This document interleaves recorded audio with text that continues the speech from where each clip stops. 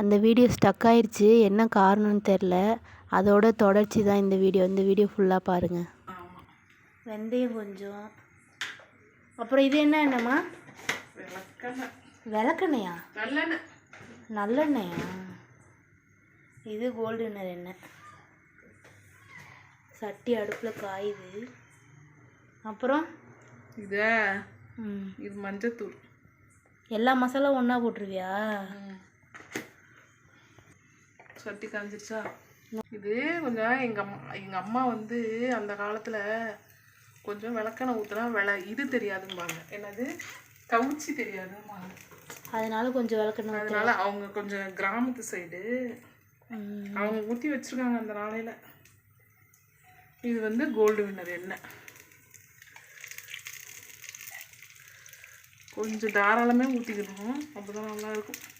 மீன் குழம்புனாவே கொஞ்சம் எக்ஸ்ட்ரா தான் இருக்கும் எண்ணெய். இது வந்து வெந்தயம். வெந்தயத்தை வந்து எங்கள் அம்மா அதுக்குள்ளே என்ன இருக்குது என்னை சொல்ல விட மாட்டேறாங்க. தெரிஞ்சு போயிருமா எங்கள் அம்மாவோட உண்மையெல்லாம். வெந்தயம் என்ன பண்ணுமா? கொஞ்சம் பொன்னிறமாக ஆகணுமா? சவக்கணும். இது ஃபஸ்ட் டைம் உனக்கு மண் சட்டியில் வைக்கிறது? ஆமாம், எங்கள் அம்மா சின்ன பிள்ளை இருக்கும்போது வச்சு கொடுத்துருக்காங்க. இப்போ தான் நான் வைக்கிறேன். என்னம்மா நுரையா வருது? விளக்கெண்ணெய் ஊற்றிருக்காங்க, அப்படி தான் வரும்.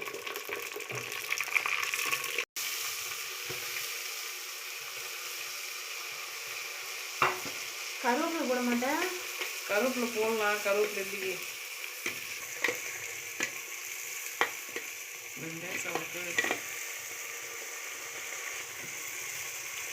நம்ம எண்ணெயிலே போட்டுட்டேன். எண்ணெயில தான் போடணும். அப்புறமேட்டு தான் தக்காளி போடுவியா? கொத்தமல்லி இந்த கிண்டு.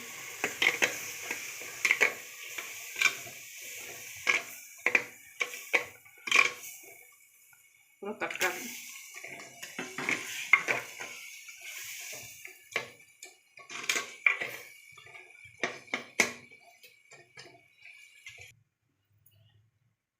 ஏன் மூடி வச்சிட்டா? தக்காளி வேகணுமா? ஆமாம். அப்பப்போ திறந்து கிண்டி விடணும், அடி பிடிச்சிடும். அப்புறம் வெறும் மசாலாவில் நல்லா வாசடிக்குது மசாலா வதங்கும் போது.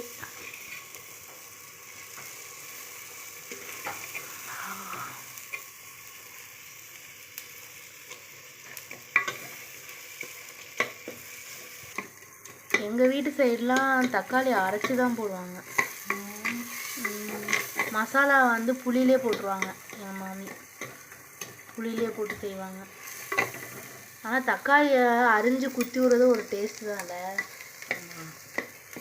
அரைச்சி போடுறதோட எண்ணெயிலே வணங்குறது நல்லா டேஸ்ட்டாக இருக்கும்.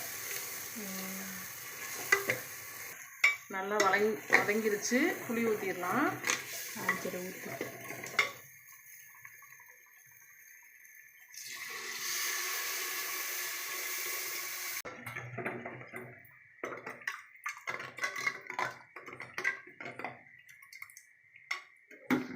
கொதிக்கிறதுக்கு முன்னாடி ஊற்றிடுவேம்மா தேங்காவை. இல்லை.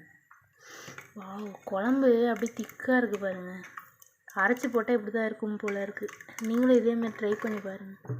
எங்கள் அம்மா வைக்கிற மீன் குழம்பு யாருக்கு பிடிக்குதோ இல்லையா, எனக்கு ரொம்ப பிடிக்கும். நீங்கள் செஞ்சு பார்த்தீங்கன்னா உங்களுக்கும் இது பிடிக்கும். தேங்காய்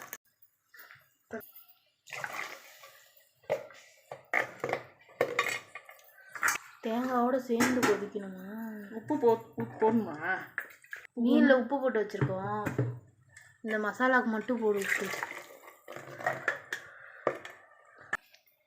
எங்கள் அம்மாவோட மீன் குழம்பு வாசத்துக்கு நான் மட்டும்தான் வெயிட் பண்ணுறேன்னு நினச்சேன். ஆனால் இன்னொரு ஆள் கூட சேர்ந்து வெயிட் பண்ணுறாங்க. அது யாருன்னு பார்க்குறீங்களா?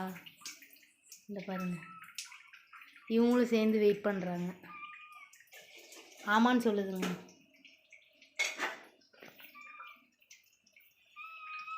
நீ வெயிட் பண்ணுறியா?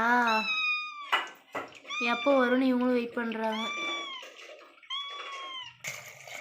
தேவையான அளவு தண்ணி ஊற்றிட்டு நல்லா கொதிச்சோன்னே மீன் போடணுமா? இப்போ எங்கள் அம்மா டேஸ்ட் பார்க்குறாங்க. எப்படிமா இருக்குது? சூப்பர். மீனுக்கு மசாலா போட்டு வச்சுருக்காங்க. இதை அரைக்க போகிறாங்களாம். இது நம்ம வேலை கிடையாது, அம்மா வந்து அரைப்பாங்க. நம்ம போயிடலாம். மீன் நல்லா வாசம் வருது.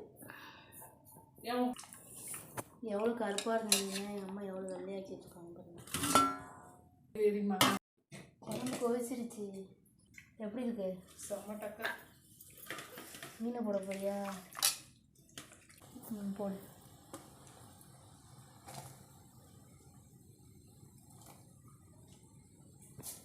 இந்த மீன்லாம் வறுக்கிறதுக்கா?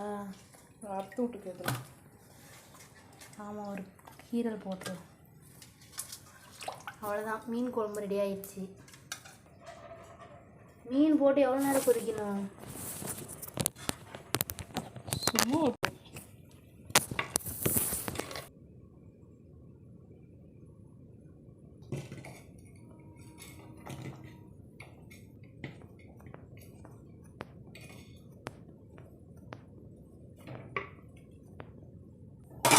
நல்ல வாசனையாக வருது. குழம்பு எப்படி இருக்குன்னு சாப்பிட்டு சொல்லுங்க. ஓகே.